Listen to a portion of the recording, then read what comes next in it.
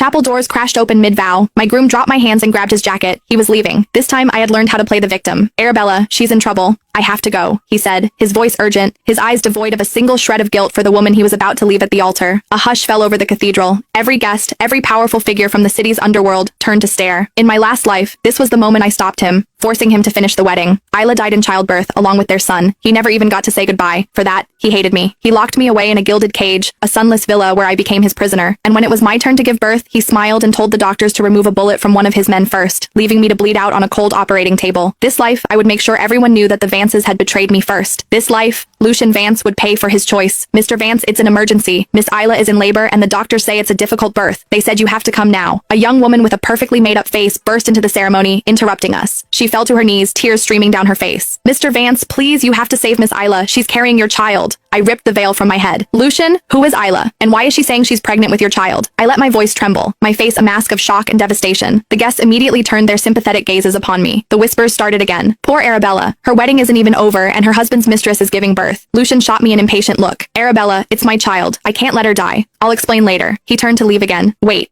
I stepped in front of him. Today is our wedding day. You're going to leave me at the altar for another woman, in front of all these people? What does that say about the Stanton family's honor? If you already had someone you loved, why didn't you say so? Why did you wait until our wedding day to humiliate me? A Stanton woman does not have to beg to be married into the Vance family. Lucian shoved my hand away. I'm not refusing to marry you, but this is a matter of life and death. I can't just ignore it. My eyes reddened, and a single tear traced a perfect path down my cheek. But this alliance was set in stone by our families. The invitations have been sent, the contracts signed. If you walk out that door right now, this union is void. You can explain that to our parents tomorrow. My tears began to fall like broken pearls. I would make sure the entire world knew that Lucian Vance and the entire Vance family had wronged me. Lucian's parents, their faces burning with shame from the surrounding gossip, finally stepped in. Lucian, stop this nonsense. Today is your wedding day with Arabella. You can't just walk out. Get back here and finish the ceremony, his father commanded. The young assistant fell to her knees again. Sir, madam, Miss Isla is carrying the Vance family's first grandson. Can you really be so heartless? Mr. Vance, she followed you without a title or a name, willing to bear your children. Are you really going to let her die? Lucian echoed her plea. Father, mother, that's your grandson. Can you truly stand by and do nothing? He then turned his cold eyes back to me. Since this is a family alliance, the marriage is inevitable. Why the rush? Or is the precious Stanton daughter that desperate to marry into the Vance family? It's a bit pathetic, don't you think? His tone softened slightly. Arabella, I know you're a reasonable woman. Once you're Mrs. Vance, I'm sure you and Isla can learn to get along, can't you? A bitter laugh escaped my lips. Lucian, you and I are not yet married. This ceremony is not complete. I have no intention of playing sisters with your mistress. I threw my bouquet to the ground.